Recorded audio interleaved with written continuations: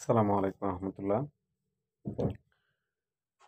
শিরোনামে একটা লেখা দেখলাম আর কি যে শুক্রবারে রহমতের বৃষ্টিকে ধন্যবাদ। তা না হলে আজকে বাংলাদেশের ম্যাচটাই হয়ে যেত বরবাদ।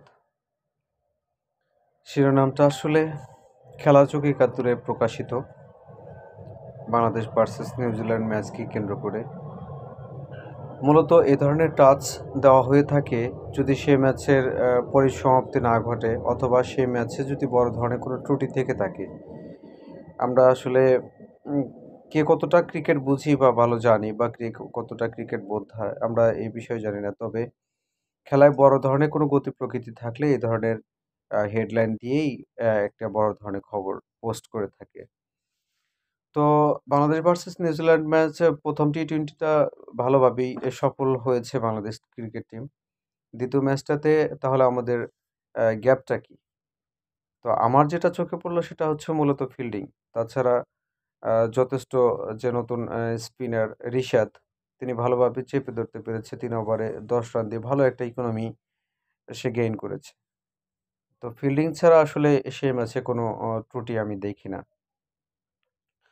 মডার্ন ক্রিকেট তো বটেই। আ আজ থেকে ২০-৩০ বছর আগে হয়তো আমি তখন ওইভাবে বুঝি না। ৩০ বছর আগে খেলা তো আমি দেখিনি। কিন্তু তারও আগে যাদের কথা আমি শুনি আরকি বা নেট থেকে যে ধরনের তথ্য আমরা পাই।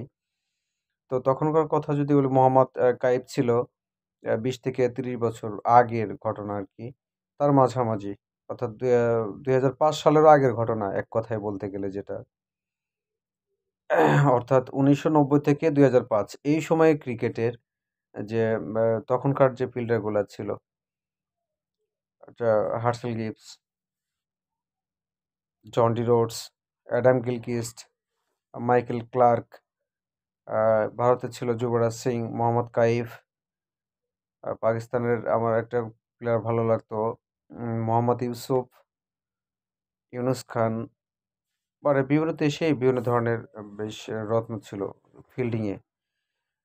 তো আজকের ম্যাচে টি-টোয়েন্টি ক্রিকেটের যে সবচেয়ে বিগ হিটার বলা চলে এখন ডেরেল মিচেল, যাকে সিএসকে কিনে নিয়েছে ১৪ কোটি রুপিতে। তো এমন একটা গুরুত্বপূর্ণ ম্যাচে যদি একটা ক্যাচ ফেলে দেওয়া হয়, বলা হয়ে থাকে এরকম, যদি ক্যাচটা ফেলে দেওয়া হয় তাহলে ম্যাচটাকেও ফেলে দেওয়া হলো। কারণ এটা টি-টোয়েন্টি ম্যাচ। এখানে খুবই অল্প বলে খেলা হয়ে থাকে।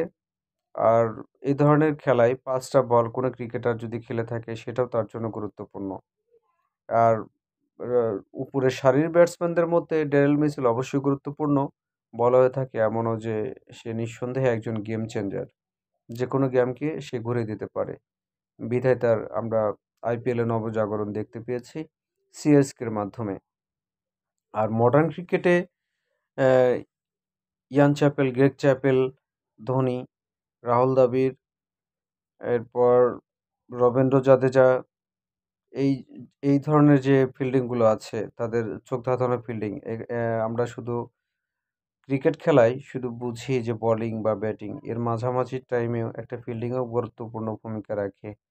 এমনও টিম আছে যে ম্যাচ প্রতি ২৫ থেকে ৩৫ রান পর্যন্ত তারা সেভ করেছে ফিল্ডিং এর মাধ্যমে।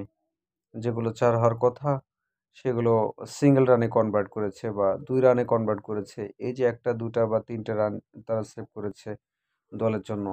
এটাই দিন শেষে ২০ থেকে ২৫ রানের একটা পুঁজি দাঁড় করিয়ে দিয়েছে টিমের জন্য। এটা বড় ধরনের একটা কন্ট্রিবিউট। আর এই মডার্ন ক্রিকেটে আজকের দিনে বাংলাদেশ একটা আফিফ হোসেন, তানজিদ সাকিব ২টি ক্যাচ ফেলে দিয়েছে মূলত ড্যারেল মিচেলের। তো এটা কিভাবে সম্ভব আমি জানি না। এটা এখনো মনে হচ্ছে যে পাড়া ক্রিকেট। ফিল্ডিংয়ে এখনো পর্যন্ত তেমন কোনো দক্ষতা অর্জন করতে পারেনি বলে আমার বিশ্বাস। তো এর থেকে পরিত্রাণ পাওয়াটা আসলে আবশ্যক। আমার কথায় তো আসলে ক্রিকেটের পরিবর্তন বা পরিত্রাণ হবে না। তাদের চেষ্টায়, তাদের মেধায়, তাদের দক্ষতায় আস্তে, আস্তে এই পরিবর্তনগুলো আনা সম্ভব। তবে আমি তো মনে হয় ২০ বছর ধরে খেলা দেখি বাংলাদেশ ক্রিকেটের।